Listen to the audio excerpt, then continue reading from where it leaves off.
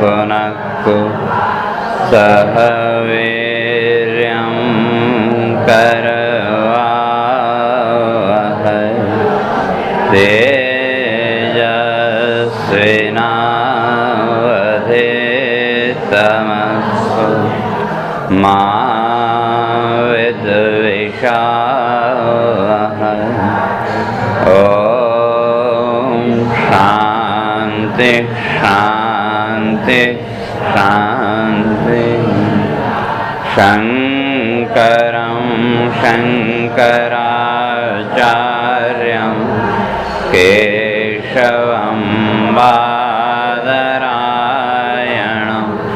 सूत्रभाष्यकृतौ वन्दे भगवन्तौ पुनः पुनः।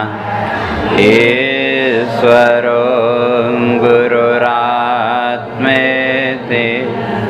मूर्तिभेदविभागिने व्योमवद्व्याप्तदेहाय दक्षिणामूर्तये नमः। ओम शांति शांति शांति।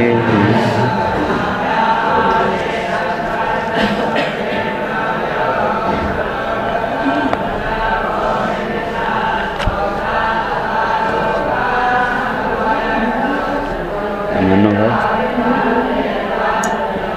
पंडितों को बोल रहा थोड़ा आवाज करें।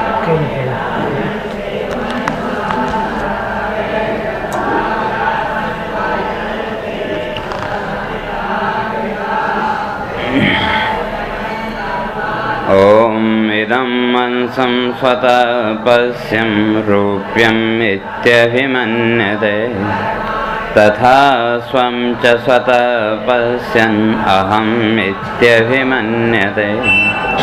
इदं स्वरूप्यते भिन्ने स्वत्वाहन्ते तथेष्यताम्। सामान्यं च विशेषश्च उभयत्रापि गम्यते। देवदत्त स्वयं गच्छेत् त्वं वीक्षस्व स्वयं तथा। अहं स्वयं न शक्नोमि इत्येवं लोके प्रयुज्यते। इदं रूप्यम् इदं वस्त्रम् इति यद्वदिदं तथा। असौ त्वम् अहम् इत्येषु स्वयम् इत्यभिमन्यते। अहं त्वाद्विद्यतां स्वत्वं कूटस्थे तेन किं तव। स्वयं शब्दार्थ एवेष कूटस्थ इति मे भवेत्। अन्यत्वारकं स्वत्वम् इति चेदन्यवारणं। कूटस्थस्यात्मतां वक्तुं इष्टमेव हि तद्भवेत्। तो विचार चल रहा ये जितना भी जगत का व्यवहार है, जितने भी ये जीव भाव और जगत भाव है, तो ये सारा का सारा भाव आरोपित, और इस आरोप का कारण एक अध्यास, और उस अध्यास का मूल अविद्या की ये जो दो शक्तियाँ, एक आवरण शक्ति और विक्षेप शक्ति। तो अविद्या है तो आवरण तो रहेगा, और वो आवरण ही अध्यास का मूल। तो उस अध्यास के द्वारा, आरोप के द्वारा तो अपने को जीव भाव में मान लिया। और ये जो आरोप है तो क्या इस आरोप में भी कुछ सत्यता तो है कि जैसे सीपी में जब चांदी का आरोप किया तो यहाँ ये जो दोनों वस्तुएं चांदी और सीपी, तो कहते हैं उसमें इदम अंश में तो सत्यता है, और जो सीपी है उस सीपी में जो आरोप किया, तो सब और आरोप करने से पहले या जितना भी जगत का ज्ञान है तो वो कैसा, तो कल चर्चा करके आए थे कि त्रिआयामी। जो भी जगत का बोध होगा, किसी भी वस्तु का बोध, वो कम से कम 3 चरणों में हो। तो सबसे पहले जब वस्तु को देखा तो सबसे पहला बोध इदम किंचित, ये कुछ। और दूसरे क्षण में इदम, जो भी वस्तु है कि ये अमुक वस्तु है, ये अमुक वस्तु है वो। और फिर तीसरे क्षण में अहम इदम जानामि, कि मैं इसको जानता हूँ। तो जितना भी ज्ञान है, तो संपूर्ण ज्ञान जगत का ये त्रिआयामी। तो उसमें ये जो इदम अंश है, तो कहते हैं जब वो सीपी को हमने देखा तो प्रथम क्षण में जो बोध हुआ वो किस रूप में, वही इदम किंचित, यह कुछ है। तो वो जो यह अंश है वो तो सत्य है। फिर बाद में बोले सीपी का आरोप क्या हो, क्या बाकी जितना भी आरोप है वो सब झूठा। तो इसी तरह से कहते हैं कि जो आत्म तत्व को लेकर के जो स्व अंश है वो तो सत्य है, उसमें तो सत्यता है। बाद में स्व में किए गए फिर वो नाना प्रकार के आरोप। तो इसलिए कह के आए थे कि भाई जगत में है तो कुछ न कुछ विक्षेप भी रहेगा, आभास भी रहेगा। हाँ, जो एकदम वो जीवन मुक्ति की अवस्था में पहुंच गया उसकी बात अलग है। लेकिन जब तक शरीर है तो कहते हैं वहाँ भी थोड़ा बहुत तो, लेकिन उसका जो आत्मा का निश्चय है, स्वयं का निश्चय है, वो दृढ़ है। और हम लोगों का निश्चय कोई घड़ी के पेंडुलम की तरह, कभी इधर तो कभी स्व को तो मानते हैं, लेकिन उस आत्म रूप में, स्वसत्ता रूप में निश्चय दृढ़ नहीं। स्वयं की सत्ता को भिन्न भिन्न आरोपों के साथ जोड़ते चले जाते हैं। बस जो ज्ञानी और अज्ञानी दोनों में अंतर इतना ही कि जो ज्ञानी है उसका स्व का जो निश्चय है वो एकदम दृढ़ है। भले ही कितने विक्षेप आए, कितने भी आरोप आए, वो अपनी जगह ऐसे।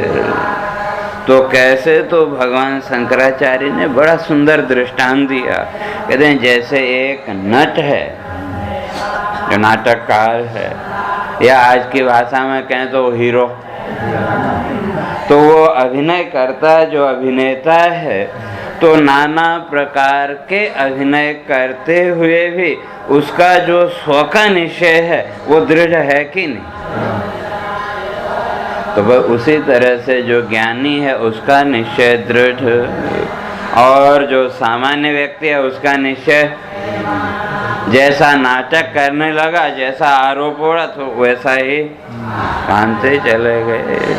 तो इसलिए कहते हैं इस कूटस्थ, इस अध्यास के बीच, इन आरोपों के बीच उस कूटस्थ का निश्चय करना पड़ेगा।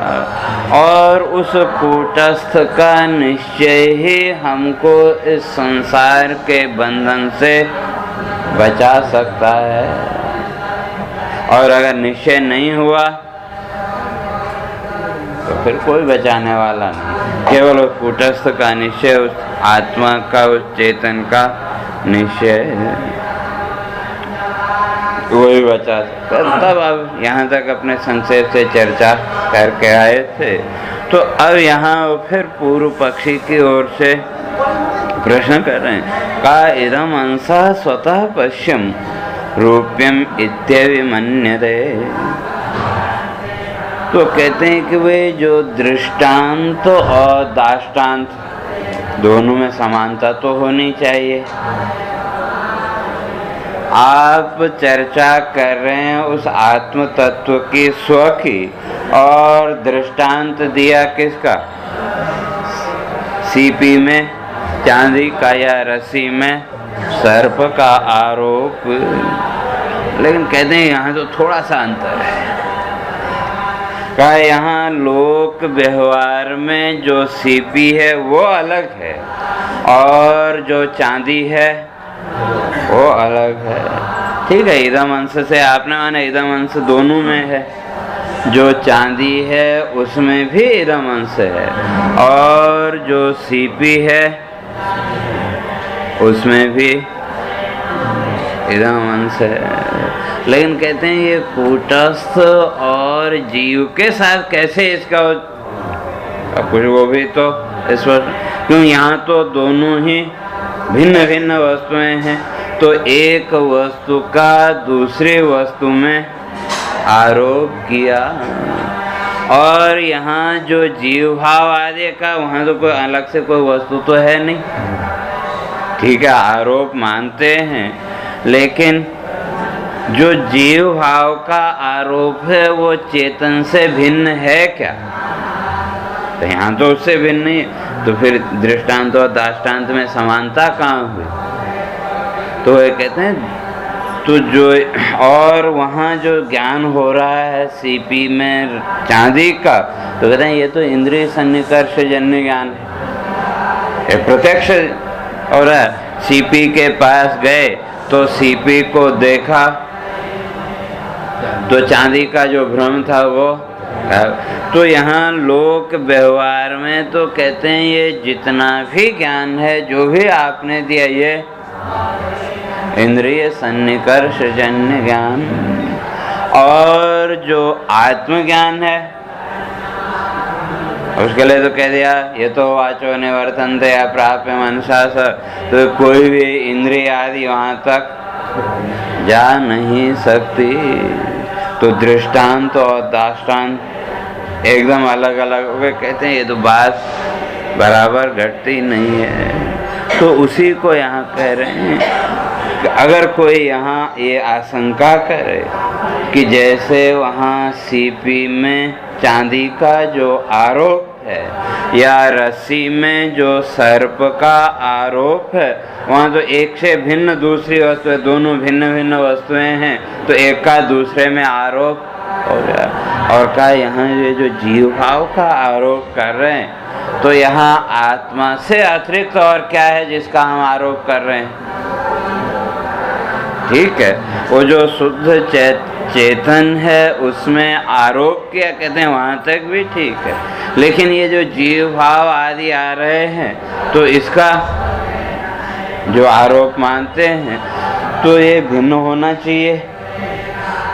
तो इसलिए यहाँ थोड़ा सा सांख्य पक्ष को, और क्यों जो सांख्य हैं वो क्या कहते हैं, जनन मरण करणात् पुरुष बहुत्वम, और जीव को अनेक मानते, नाना मानते। क्यों?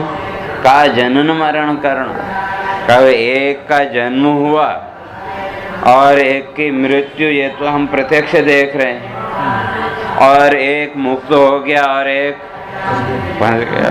तो अगर एक ही है तो एक के मुक्त होने पर सब मुक्त हो जाने चाहिए, और जब एक ही तत्व है तो एक के बंधने पर सब बंध जाने चाहिए। तो कहते हैं ऐसा तो लोक व्यवहार में आता नहीं, तो इसलिए वो कहते हैं पुरुष बहुत्तम, जीव बहुत्तम। इसलिए सांख्य की प्रक्रिया और वेदांत की प्रक्रिया केवल यहीं इसी बिंदु पर मतभेद होता है, बाकी समान है, बाकी कोई भेद ज़्यादा नहीं।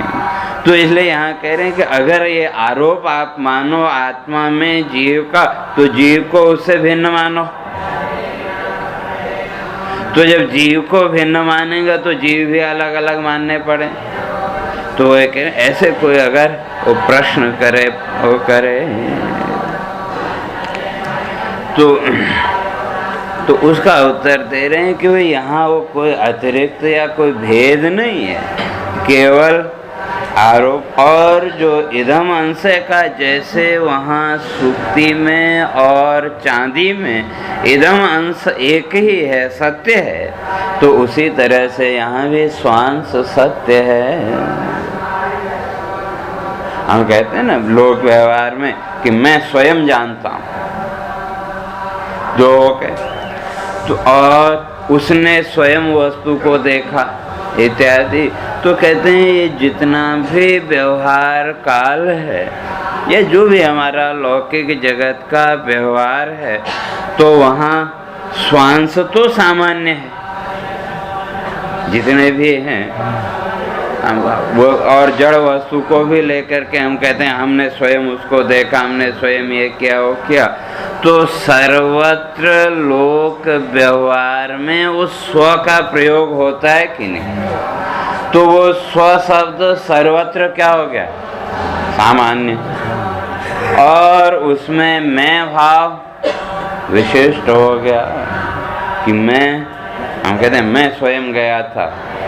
तो यहाँ दो हो गए, एक मैं और एक स्वयं, लेकिन दोनों बोध किसका कराते हैं? एक ही का।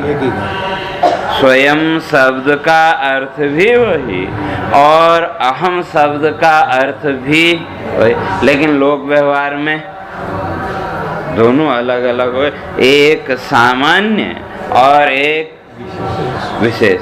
तो जो स्व अंश है कहते हैं वो सामान्य और अहम अंश ये विशेष। तो वह उस स्व में इस विशेष का आरोप, सामान्य जो स्व अंश है वो तो सर्वत्र है। तो ये कहते हैं इदम अंश स्वतः पश्यन्। तो अगर आपसे कोई वहाँ पूछे जब सीपी में रजत का आरोप किया तो हम क्या कहते हैं? अगर वहाँ उसका प्रत्यक्ष नहीं हुआ, भ्रम नहीं मिटा, तो हम कहते हैं नहीं, हमने स्वयं चांदी को देखा। और जब बोध हो गया तो तब क्या कहते हैं कि हमने स्वयं सीपी को देखा इत्यादि। तो जो आरोप की अवस्था है, जब आरोप किया चांदी का, तो उस समय सीपी में क्या दिखने लगा? चांदी। सीपी गायब हो गई, क्यों? वो आरोप के कारण।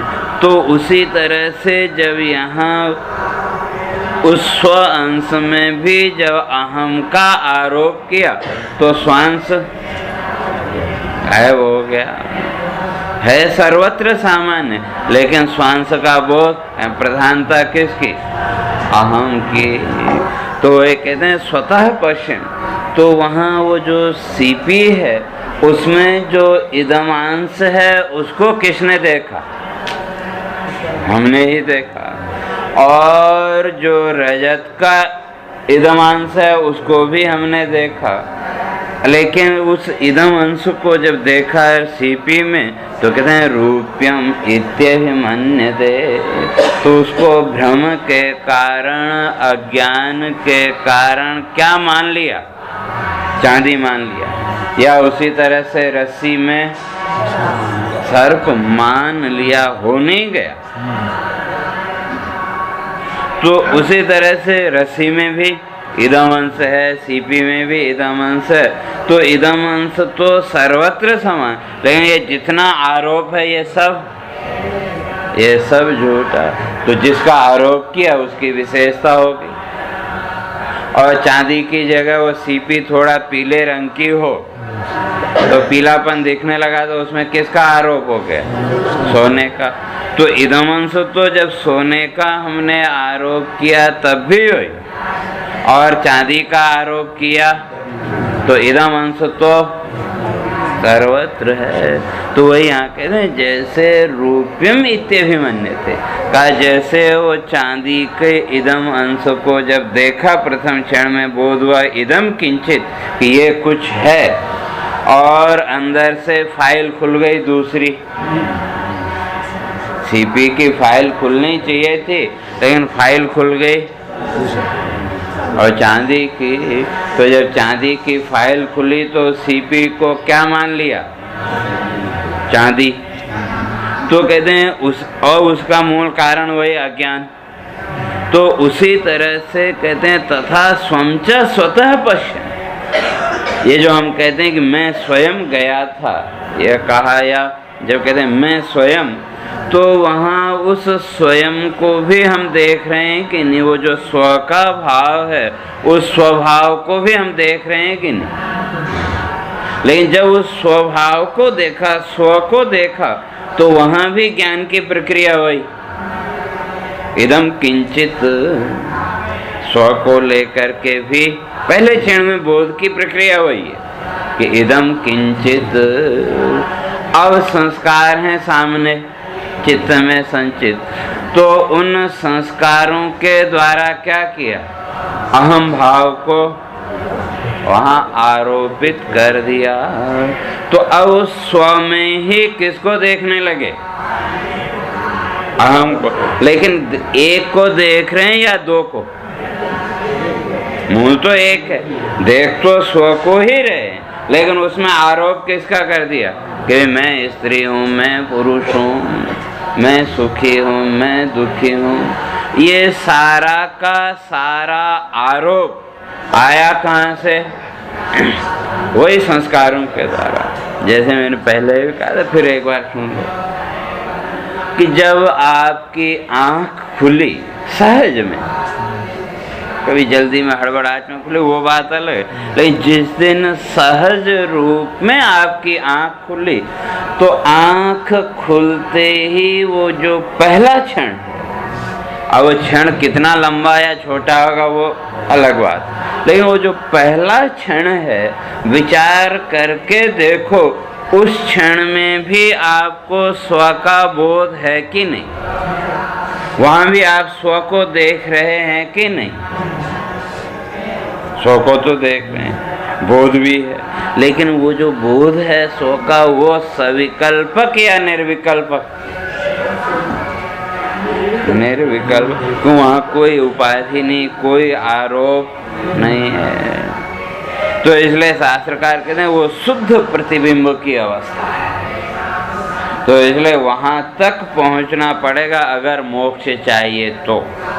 अगर आत्म साक्षात्कार करना है तो उस स्थिति तक जाना पड़ेगा, तब साक्षात्कार।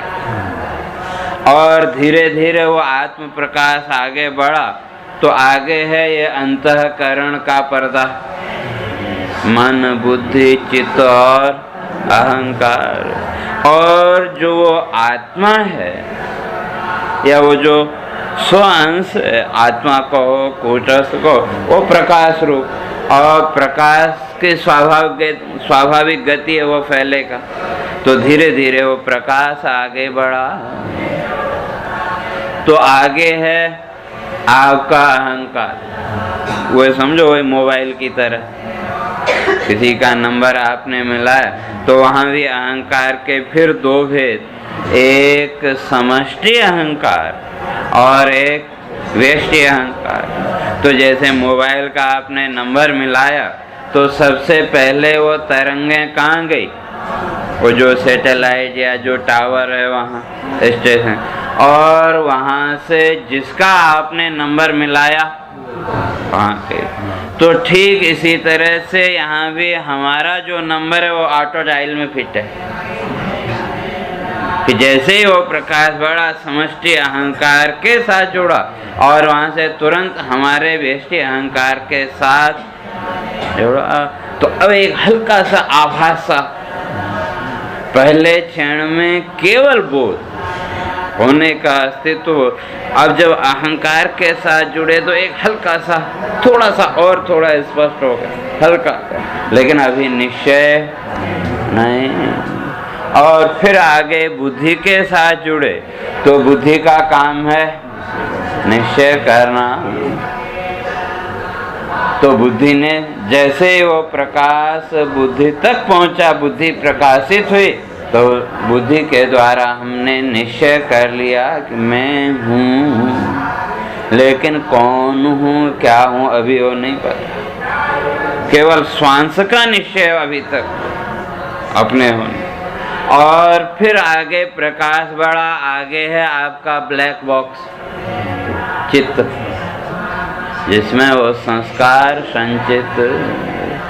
और जैसे ही वो चित्त प्रकाशित हुआ, चित्त तक प्रकाश पहुंचा, तो वहाँ संचित जो संस्कार थे वो जागृत हुए तो उन संस्कारों ने बोध कराया कि मैं सुखी दुखी स्त्री पुरुष आदि जितना भी है, और प्रकाश आ रहा है पीछे बुद्धि से छन करके। तो जैसे ये संस्कार सामने प्रकाशित हुए, उस बुद्धि के माध्यम से हमने क्या कर लिया, एक क्षण पहले केवल स्वांश का बोध था, स्वयं के होने का बोध, और अब इन संस्कारों के माध्यम से उस स्वांश में हमने क्या किया, संस्कार निष्ठ जो आरोप उनको आरोपित कर दिया। तो अब अपने को मैं ये हूँ, मैं वो हूँ, नाना प्रकार से मानने लगे। लेकिन अभी तक बिस्तरे पे सोए हुए, शरीर में कोई हलचल नहीं, कोई वो नहीं, और वो प्रकाश फिर आगे बढ़ा। तो आगे है आपका मनीराम, और ये जो मन है इसका काम संकल्प विकल्प। तो आपने निश्चय किया नहीं वे उठना है, तो मन ने क्या किया, उस लाइट को आगे फेंक दिया 10 इंद्रियों में, और जैसे ही उसने उस लाइट को आगे फेंका आत्म प्रकाश को, तो तुरंत आपके शरीर में वो करंट आ गया कि नहीं, और वहां से आपने निश्चय किया नहीं अभी और सोना है, तो फिर वो प्रकाश वहीं से वापस। तो ये जितना भी आरोप है तो किसमें हुआ, वही स्वांश में, और किसका, स्वयं का ही। क्यों, जो भी ये संस्कार सामने प्रकाशित हुए तो बिना आत्म प्रकाश के प्रकाशित हो सकते हैं क्या? तो इन संस्कारों के रूप में भी क्या है, वही आत्म प्रकाश। तो एक क्षण पहले शुद्ध आत्म प्रकाश, और जब वो संस्कारों के साथ जुड़ा तो उसमें थोड़ा सा आवरण आ गया, विकार आ गया, ऐसा नहीं कह सकते। उसमें क्या आ गया, एक ऊपर से वो आवरण, और उस आवरण के कारण हमने अपने को उन संस्कारों से युक्त देखा। जैसे वही सीपी में चांदी या रस्सी में सर्प, तो प्रक्रिया वही है कि जैसे वहाँ वो इदम अंश का तो बोध हुआ, लेकिन अगर पहले ही क्षण में बोध हो जाए कि भाई ये सीपी है, तो कभी वो चांदी का आरोप हो नहीं सकता। और उसी तरह से यहाँ भी वो जो स्वांश है, तो उसमें भी अगर आत्मा के नित्यता का बोध हो जाए तो फिर कोई आरोप हो ही नहीं सकता। आप आरोप करो भी तो टिक नहीं सकता। लेकिन स्थिति हमको केवल इदमांश का ही वहाँ बोध होता है, स्वांश का स्पष्ट बोध नहीं, लेकिन है बोध वही स्वयं का। तो कहते हैं जैसे वहाँ रस्सी में सर्प को आरोपित कर दिया या वो सीपी में चांदी को आरोपित कर दिया, तो उसी तरह से यहाँ भी क्या किया, उस श्वास में स्वतः पश्यत, स्वयं च पश्यत, कहते हैं अपने आप को देख रहे हैं, और साथ में उन संस्कारों को भी देखा। जैसे कभी आप सोए हो, कभी कभी होता है अचानक आपकी नींद खुल जाए तो आपको पता नहीं होता कि आप कहाँ हैं। लेकिन कभी कभी वो सोचना पड़ता है कि नहीं मैं कहाँ हूँ, हमेशा हो ऐसा समझ, लेकिन कभी कभी हो कि अपने कमरे में कहाँ है वो कुछ पता नहीं होता। लेकिन स्व का बोध भी होता है कि नहीं, अपने होने का तो बोध ही नहीं, मैं हूँ, लेकिन मैं कहाँ हूँ, कौन हूँ, और उसके लिए फिर धीरे धीरे वो जब प्रकाश फैला तो फिर हमको पता लगता है नहीं मैं तो अपने ही कमरे में हूँ।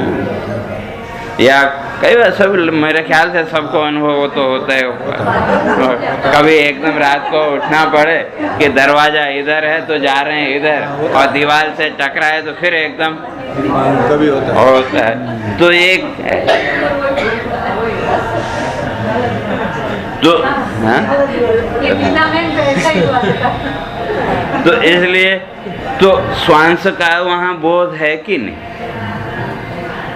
उस समय भी जो भ्रम हो रहा है उससे पहले भी वो स्वांश का तो बोध है, लेकिन बाकी ये जितने भी आरोप हैं किसी का बोध नहीं। तो इन दोनों को किसने देखा? वो जो स्वांश का बोध है, स्व का बोध है, उसको भी हम स्वयं ही देख रहे हैं, और वो जो आरोपित संस्कार हैं उनको भी हमने देखा कि नहीं? तो कहते हैं जो स्वयं ही दृष्टा और स्वयं ही फिर वो जो मानने वाला जीव भाव में आ गया, किसके कारण? वही आरोप। कहते हैं इसलिए स्वतः पश्यन अहम इत्यहि मन्यते। कहते हैं स्वयं को देखते हुए भी, स्वसत्ता को, स्व अस्तित्व का बोध होते हुए भी उन आरोपों के रूप में अपने को देखने लगता है। तो कहते हैं कि भाई यहाँ तो ये कि अहंकार आ गया और एक अहम भाव, कि जो आरोप हैं उनके द्वारा अहंकार का आरोप हुआ। तो कहते हैं ये फिर आप ये सीपी और चांदी का जो दृष्टांत दे रहे हैं तो इसके साथ साम्य कैसे होगा? दृष्टांत और दाष्टांत दोनों में कुछ न कुछ साम्यता तो होनी चाहिए। तो यहाँ तो आपका एक ही और वहाँ तो वो दोनों भिन्न भिन्न वस्तुएं। लेकिन वही कहते हैं इदं त्वरूप्यते भिन्ने स्वत्वाहंसे तथेष्यताम् सामान्यं च विशेषस्य ह्युभयत्रापि गम्यते। कहते हैं दोनों जगह विशेषता है, सामान्य और विशेष की। और सीधे सीधे आप अहम और इदम के साथ जोड़ोगे तो कहते हैं वो नहीं होगा, क्योंकि दृष्टांत और दाष्टांत में कुछ न कुछ भेद तो रहेगा। अगर भेद ही न हो, अभेद हो जाए तो फिर दृष्टांत किस बात का? तो कहते हैं वहाँ कुछ न कुछ भेद तो रहेगा, और तो केवल एक उदाहरण है। तो इसलिए कहते हैं कि भाई जैसे वहाँ सीपी में जो रजत का भ्रम हुआ तो वहाँ इदम अंश सामान्य है, जो सीपी है उसमें भी इदम अंश है, और जो रजत है उसमें भी इदम अंश। लेकिन सीपी में रजत का जो आरोप किया वो विशिष्टांश हो गया, तो क्यों उस विशेष आरोप के द्वारा वो जो सीपी है वो चांदी दिखने लगी। तो कहते हैं उसी तरह से यहाँ भी स्वांश तो सामान्य है कि मैंने स्वयं किया, उसने स्वयं देखा, इत्यादि जितने भी ये वाक्य हैं लोक व्यवहार में, मैंने, उसने इत्यादि ये जो वाक्य हैं। और एक तीसरा किसी का नाम लेके अगले श्लोक में वो स्पष्ट करेंगे। तो कहते हैं सर्वत्र वो जो स्व अंश है वो तो सर्वत्र है। हम कहते हैं वो स्वयं गया था, उसने स्वयं देखा, मैंने स्वयं किया। तो ये जो स्वयं शब्द है, इस स्वयं शब्द के द्वारा किसका बोध हो रहा है? वही कूटस्थ चेतन का। लेकिन उस कूटस्थ चेतन में मैं भाव को आरोपित कर दिया कि नहीं?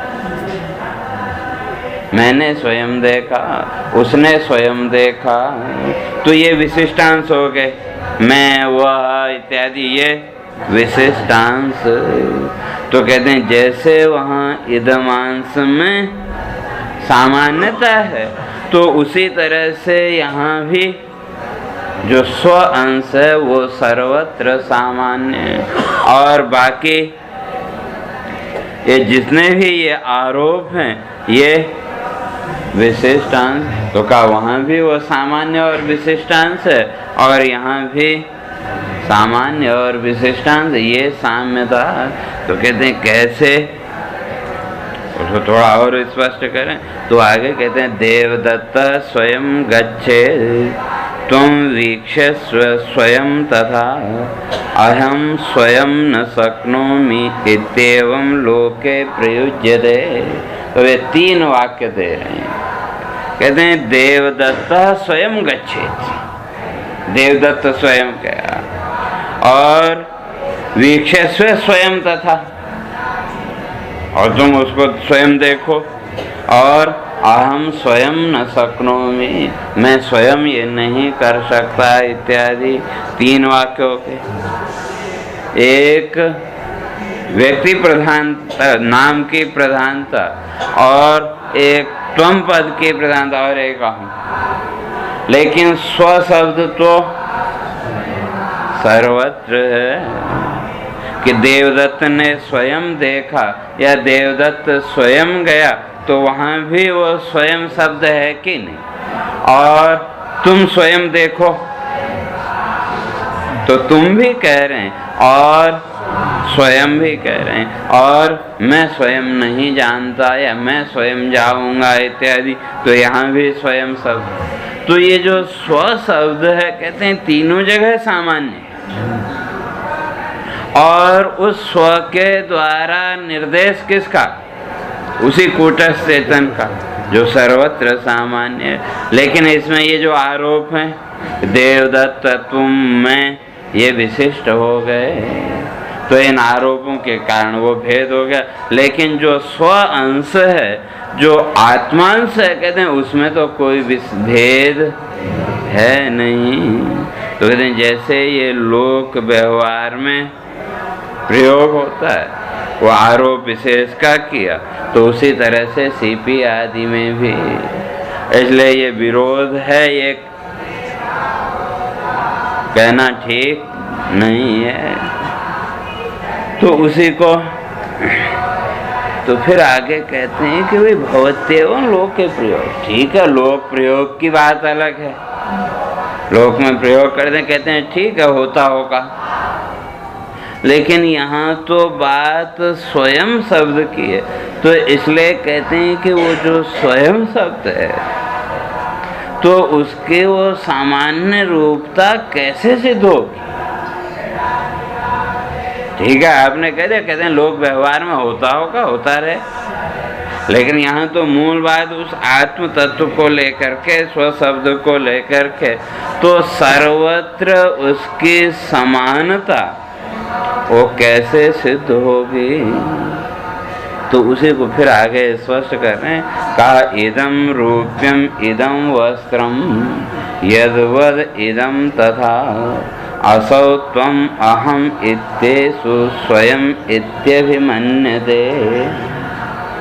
कहते हैं जैसे लोक व्यवहार में कहते हैं इदम वस्त्रम, इदम रूप्यम, इदम सर्पम इत्यादि, जितना भी व्यवहार है वो बिना इदम के हो सकता है क्या?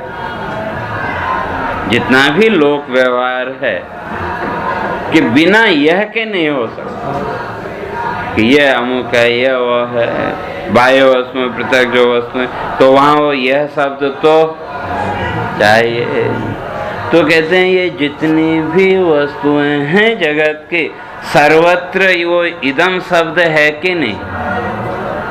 इदम पुष्पम, इदम पुस्तकम इत्यादि, सर्वत्र वो इदम शब्द। तो इदम शब्द में वहाँ समानता है, या उसी तरह से जो वस्त्र आदि जितना भी लोक व्यवहार है, कहते हैं उसी तरह से वो जो स्वप्रकाशता है, ये जितना भी हम ये व्यवहार करते हैं तुम और अहम का, कि तुम हो मैं हूँ, तो कहते हैं यहाँ तुम और अहम का जो व्यवहार है, तो यहाँ सर्वत्र वो स्व शब्द है कि नहीं?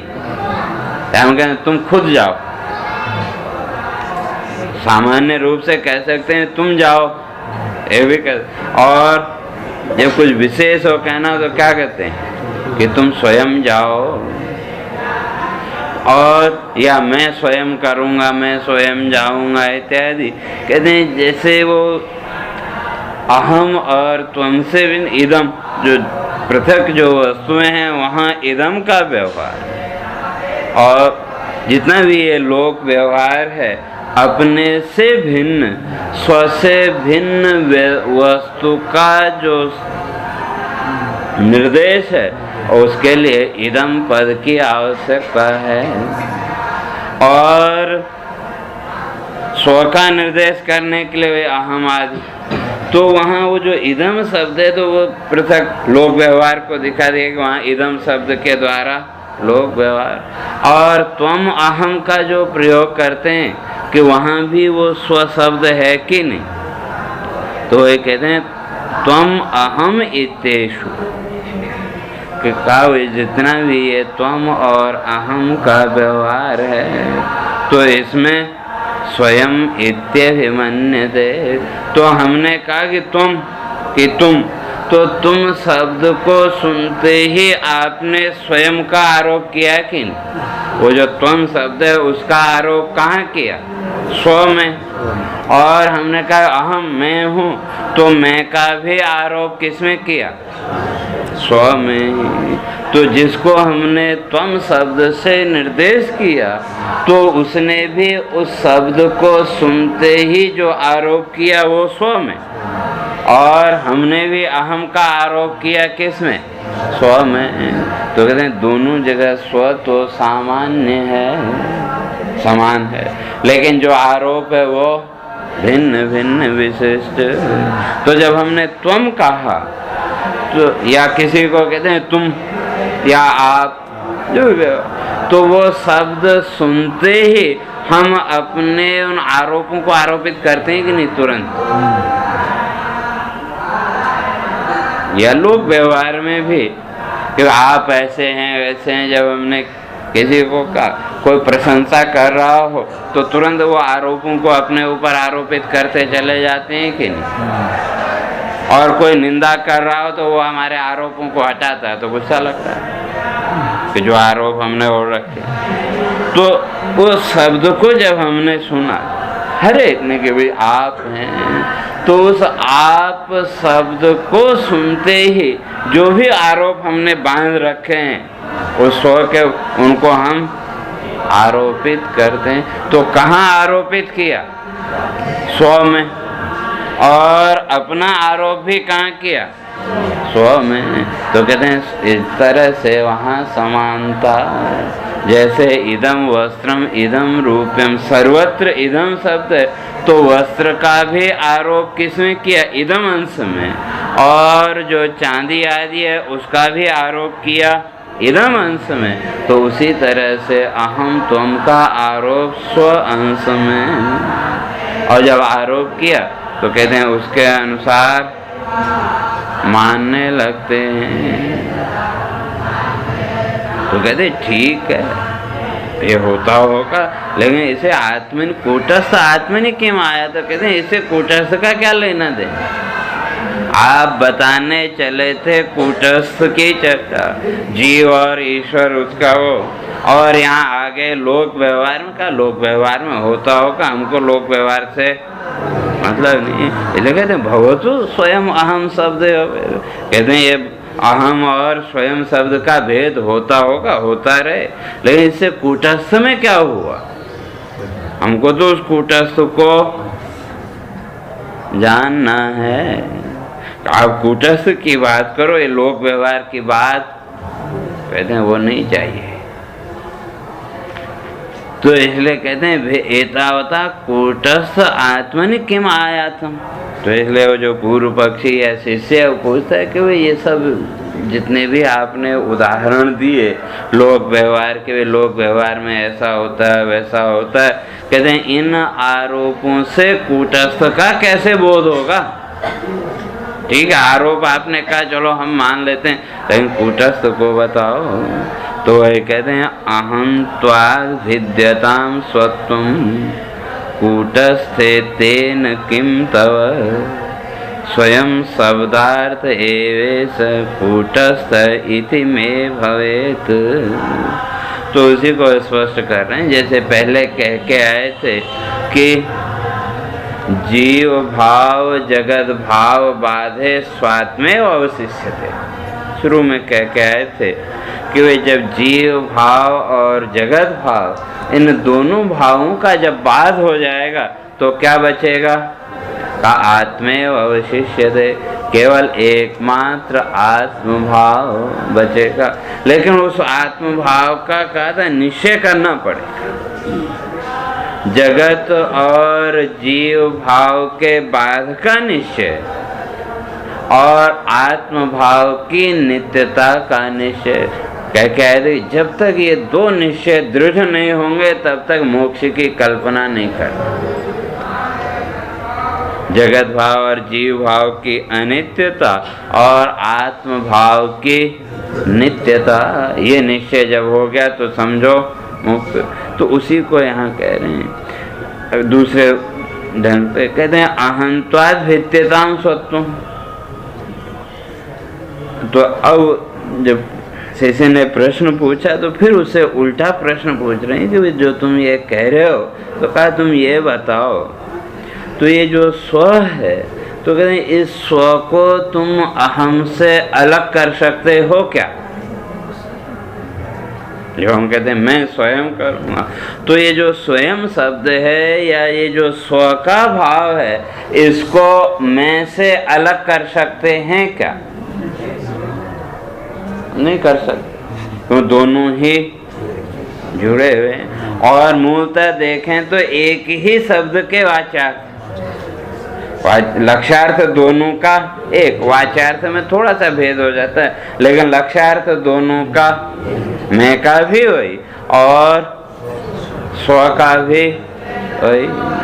तो ये कहते हैं स्वत्वम अहंत्वाद विदिना, कहते हैं कि उस स्व को जब अलग, ये जो अहम भाव आरोपित है, वैसे तो दोनों में कोई भेद नहीं है, लेकिन जो आरोपित अहम भाव है, तो इस आरोपित अहम भाव को, जैसे वहाँ इदम वस्त्रम का, तो कहते हैं उसमें से उस वस्त्र भाव को हटा दो तो क्या बचेगा? इदम भाव। तो इसी तरह से ये जो स्वभाव है, स्व का जो भाव है, कहते हैं इसमें से ये जो आरोपित अहम भाव है, तो इसको हटा दो तो केवल एकमात्र, कहते हैं वही कूटस्थ। तो कहते हैं इसमें तो तुमको कोई आपत्ति नहीं होनी चाहिए, एक सामान्य और एक आरोपित। तो जो विशिष्टांश है उसको हटा दो तो सामान्यांश रह गया कि नहीं? विशिष्टांश को हटा दो, सामान्यांश रह जाएगा। तो कहते हैं वो जो वही जो सामान्य अंश है वही कूटस्थ है, जो सर्वत्र समान है, जो सब में है। स्व का भाव आप में भी, मैं मुझ में भी और अन्य में भी। हम कहते हैं आप स्वयं करो, तुम स्वयं करो, वो स्वयं करेगा इत्यादि, या मैं स्वयं करूँगा, तो सर्वत्र उस स्वयं शब्द का प्रयोग कर रहे हैं कि नहीं? लेकिन उसके साथ विशिष्टता दिखाने के लिए अहम त्वम वयम इत्यादि आरोप, तो मैं करूँगा वो करेगा या तुम करो इत्यादि आरोप अलग से वो जोड़ दिए एक विशेष उसके लिए, लेकिन स्व तो सामान्य।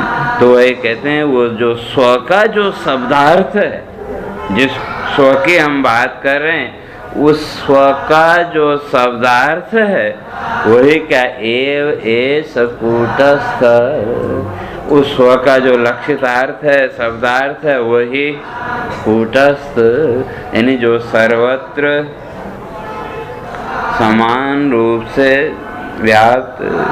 तो इसलिए कहते हैं सामान्य रूप है स्वयं शब्दार्थ है एवं कूटस्थ। स्वयं शब्द का जो सामान्य अर्थ है वही कूटस्थ का अर्थ सर्वत्र व्याप्त।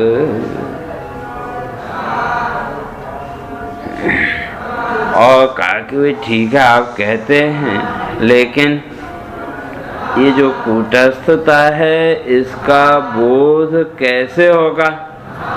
बोध की भी तो फिर प्रक्रिया होनी चाहिए।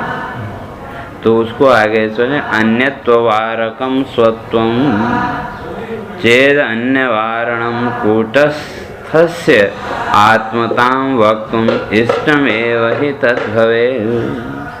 कहते हैं जैसे हमने कहा कि आप स्वयं इस काम को करो, तो या कहते भाई आप करो, दोनों शब्दों में थोड़ा सा अंतर है। तो जब हमने कहा आप करो या तुम करो, तो ये एक सामान्य हो गया, भाई आप भी कर सकते हैं या किसी दूसरे को भी। जब हमने कहा आप स्वयं करो, तो स्वयं शब्द के द्वारा हमने क्या किया? अन्य का निवारण कर दिया कि नहीं? भाई दूसरा नहीं करे, केवल आप ही कर, आप स्वयं करें। तो स्व शब्द के द्वारा विशेष निर्देश, लेकिन स्व शब्द सर्वत्र सामान्य निर्देश विशिष्टता का करेगा, आपको ही करना है। तो कहते हैं उसी तरह से उस स्व में से जैसे उस स्व के निर्देश के द्वारा अन्य का निवारण कर दिया, तो कहते हैं इसी तरह से स्व में आरोपित जितने भी ये अन्य आरोप हैं इनको हटा दो तो कूटस्थ स्पष्ट हो जाएगा। जैसे लोक व्यवहार में, समझ में आए? लोक व्यवहार में स्व अगर शब्द के साथ जोड़ दिया तो अन्य का उसने क्या किया? बाध कर दिया। तो कहते हैं उसी तरह से इस स्व में जिस अन्य का हमने आरोप किया उसका बाध कर दो तो एकदम उसका बोध हो जाएगा। वो कहते हैं अन्यत्व वारकम स्वत्व, वो जो स्वत्व है अन्य का निवारण करने वाला है। चेद अन्य वारण, तो उसको निवारण करो। और उसी तरह से कूटस्थस्य आत्मताम वक्त, कहते हैं उसी तरह से वो जिसे हम कूटस्थ कह रहे हैं उस कूटस्थ को ही आत्मा कहना हमारा, कहते हैं इष्ट अभिप्राय है। ये जितने भी ये दृष्टांत आदि दिए तो इनके द्वारा कि वो जो विशिष्टांश है उस विशिष्टांश में जितने वो सामान्यांश है स्व का, और उस स्व का जब लोक व्यवहार में प्रयोग करा तो वो विशिष्टांश बन गए, अन्य का निवारण कर दिया कि आपको ये करना है। तो कहा जैसे वो स्व का प्रयोग करने मात्र से अन्य आरोपों का क्या हो गया? निवारण हो गया। तो उसी तरह से वो जितने भी उसमें आरोप हैं उन आरोपों को हटा दो तो उससे आत्मताम, उस आत्मा का उस कूटस्थता का बोध हो जाएगा। तो कहते हैं इष्टम एवं ही तद भवेत, कहते हैं कि उस कूटस्थ को ही आत्मा बताना हमारा उद्देश्य। केवल शब्दों का फेर है, तत्व तो वही है।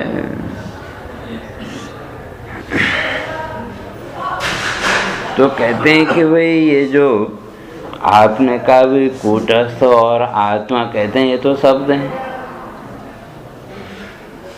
आपने कूटस्थ कहा या स्व कहा तो लोक व्यवहार में तो इनका प्रयोग हम शब्दों के द्वारा कह रहे हैं। अब वहाँ स्वयं कहें या मैं कहें तो कहते हैं अंतर क्या हो? है तो शब्द ही। तो हमको तो वो जो तत्व है उस तत्व की बात करो। आपने पहले कूटस्थ कहा फिर इधर उधर घुमाया, अब उसको आत्मा कह दिया, हो सकता है आगे जाके उसे से कहता कुछ और कहने लगे, तो कैसे उसको समझें? और ये सब क्या है? तो ये तो शब्द, क्यों कि जितने भी शब्द हैं कहते हैं ये तो प्रवृत्ति के प्रयोगार्थ, शब्दों के द्वारा हम केवल लोक व्यवहार को स्पष्ट कर सकते हैं कि जो व्यक्ति की प्रवृत्ति आदि है या जो भी लोक व्यवहार के निमित्त हम शब्दों का प्रयोग करते हैं। और ये आपने पहले कूटस्थ का और अब आत्मा कह रहे हैं, तो कहते हैं इन दोनों शब्दों की एकार्थता कैसे होगी? अगर एकार्थता आप नहीं सिद्ध कर पाते तो कहते हैं फिर कोई और नहीं। और शब्द आपने कूटस्थ का, हम कुछ और कह लेंगे, दूसरा कोई और कह ले। जब आप एक ही उसके लिए इन दो शब्दों का प्रयोग कर रहे हैं तो इन दोनों शब्दों की एकार्थता भी तो बतानी पड़ेगी। जैसे है ना पर्यायवाची शब्द, तो पर्यायवाची शब्द क्या है? एकार्थता का बोध कराते हैं। तो कहते हैं इसी तरह से यहाँ भी तो आपको इन दोनों शब्दों की जो एकार्थता है उसको बताना पड़ेगा। और तो उसी को आते हैं स्वयं आत्मेति पर्यायो तेन लोके तयो सह प्रयोगो नास्त्यतः स्वत्वम आत्मत्वम च अन्यवारकम। कहते हैं कि जब चाहे हम कूटस्थ कहें या आत्मा कहें, उसका एकार्थ यही है कि वे कूटस्थ के द्वारा भी जिस तत्व को हमने पकड़ा तो उसके द्वारा क्या हो गया, अन्य वारकम, दूसरे का निवारण। और रही बात शब्दों की, तो शब्द के द्वारा तो आत्मा का वर्णन हो नहीं सकता। मेरे को एक बात याद आ गई, भागवत आप लोगों ने सुनी होगी, तो वहाँ एक बड़ा सुंदर प्रसंग है वो जड़ भरत का। और जब रघुगण की पालकी वो लेके गए तो राजा बहुत कुछ उनको बोलता रहा, लेकिन वो अपने चुपचाप चलते गए। लेकिन जब वो बोले तो वो एकदम पालकी से कूद के नीचे आया और उनके पैरों में गिर पड़ा। तो तब वहाँ वो प्रश्न करता है, कथम भवान, कि आप कौन है? तो जड़ भरत बड़ा सुंदर उत्तर देते हैं, कहते हैं राजन तुम्हारा प्रश्न ही गलत है, कि तुम कौन हो ये पूछना ही तुम्हारा गलत है। और जब प्रश्न ही नहीं बनता तो फिर उत्तर क्या देंगे? कोई प्रश्न हो तो उत्तर, और जब उन्होंने सिरे से कह दिया प्रश्न ही गलत है तो फिर उत्तर तो हो नहीं सर। क्यों गलत क्यों है? तो उसका फिर उन्होंने समाधान किया। तो कहते हैं तुम किसका परिचय जानना चाहते हो? आत्मा जिसको हम कहते हैं वो जो तत्व है उसका परिचय जानना चाहते हो या शरीर का? तो जो शरीर है वो तो जड़ है, तो शरीर का तो अपना कोई परिचय हो नहीं सकता। और जिसका अपना कोई परिचय ही नहीं है तो परिचय क्या देंगे? और जो आत्मा है जिसको हम कहते हैं तो क्या उसको हम शब्दों से व्यक्त नहीं कर सकते? इसलिए वो आत्मा का परिचय दिया नहीं जा सकता, शरीर का कोई परिचय हो नहीं सकता। इसलिए यह पूछना है कि आप कौन है, कहते हैं प्रश्न ही करते हैं। और कहोगे आत्मा, तो कहते हैं आत्मा भी तो एक शब्द है, वो भी तो शब्द है, वो भी वाणी का विकार मात्र। तो इसलिए यहाँ वो कह रहे हैं कि भाई आपने ये शब्दों का प्रयोग किया, कभी कूटस्थ कभी आत्मा, तो कहते हैं ये तो केवल लोक व्यवहार के निमित्त शब्दों का प्रयोग है। लेकिन ठीक है चलो लोग, लेकिन इनकी एकार्थता तो स्पष्ट करनी पड़ेगी कि कूटस्थ शब्द का जो अर्थ है, जो लक्ष्यार्थ है, वही आत्मा का भी लक्ष्यार्थ है। और नहीं तो कहते हैं, और स्वयं शब्द भी का, तीन शब्दों का प्रयोग किया ना, कूटस्थ, आत्मा और स्वयं। तो इन सब तीनों शब्दों की साम्यता या कहें कि एकार्थ, तीनों का लक्ष्यार्थ एक है। कहते हैं ये तो स्पष्ट करना पड़ेगा, नहीं तो जो सामान्य व्यक्ति है वो तो भ्रमित हो जाएगा, वे स्वयं क्या है, कूटस्थ क्या है और आत्मा क्या है। तो ये कहते हैं ठीक है तुम्हारा कहना जो है, कहते हैं जितने भी शब्द हैं इन शब्दों का प्रयोग तो केवल लोक व्यवहार के लिए, और ये जो अलग अलग शब्दों का प्रयोग किया तो कहते हैं उन सब का लक्ष्यार्थ तो एक है, केवल समझने के लिए वो अलग अलग शब्द तो जैसे भी आपकी समझ में आ जाए। तो कहते हैं जैसे घटपट आदि शब्द हैं, तो घटपट आदि शब्दों का या जो घट आदि का जो भाव बोध हुआ, तो कहते हैं वो भी बिना आत्म सत्ता के हो नहीं सकता, यानी स्वयं के। अब चाहे उसको कूटस्थ कहो, स्वयं कहो। तो कहते हैं कि यहाँ जो हमने दृष्टांत पहले दिए इदमांश के द्वारा और स्वांश के द्वारा, तो इन दृष्टांत में इदमांश और दाष्टान्त में स्वांश दिखाने का प्रयोजन यही है कि सर्वत्र उस आत्म सत्ता का बोध कराना। तो उसकी चर्चा आपने फिर करेंगे, लेकिन कहने का आशय यही है कि वे जो घट है तो वहाँ फिर वो प्रश्न करेंगे भी, जब शरीर तो जड़ है और जिसे हम आत्मा कह रहे हैं वो चेतन, तो फिर ये जड़ का बोध नहीं होना चाहिए। तो अगर जैसे घड़ा जड़ है तो उसका भी बोध हो रहा है कि नहीं? वो बोध बिना आत्म सत्ता के हो सकता है क्या? तो इसलिए ठीक है घड़ा जड़, लेकिन आत्मांश तो वहाँ भी है। तो वो जो आत्मांश है, उस आत्मांश के द्वारा ही उस घट का बोध होता है। तो वैसे ही वो शरीर आदि का बोध। तो इस सब की विस्तार से अपने फिर कल चर्चा करेंगे। अब सीधे होके बैठे। हरे